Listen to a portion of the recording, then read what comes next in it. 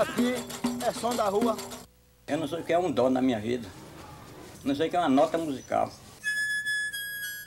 Meu nome, José Tavares da Silva. O nome artístico, Tavares da Gaita.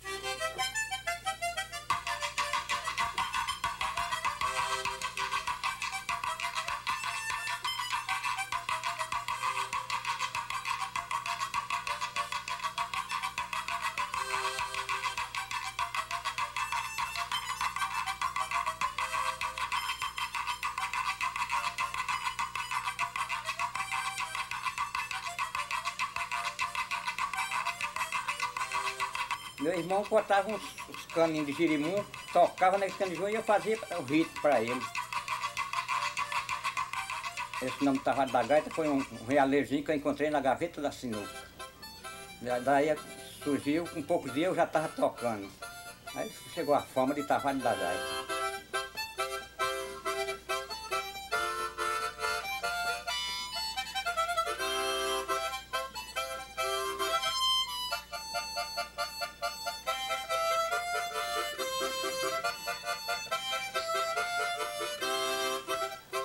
A gaita, quem toca ela toca por esse lado aqui, que é o certo, né, para quem toca gaita. Já eu perdi o estribo, é o contrário. Toca a gaita ao contrário, já é aqui. Minha posição é essa aqui, porque daquele outro lado não dá para fazer a sanfona, né? E desse lado virando o contrário, sai do grave pro agudo, aí dá o tom da sanfona.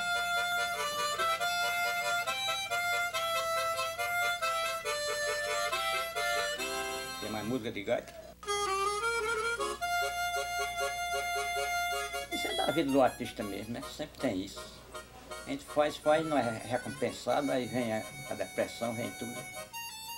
Mas a vida do artista é sempre assim, né? Cheio de altos e baixos. Não sou muito de falar não, eu sou mais de fazer, de tocar, de...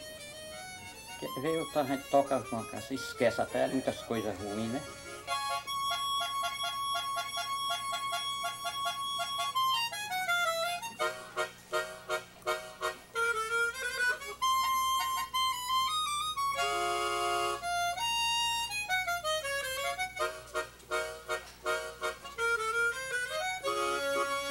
E a música, se não fosse a música que era da gente. A vida é música também.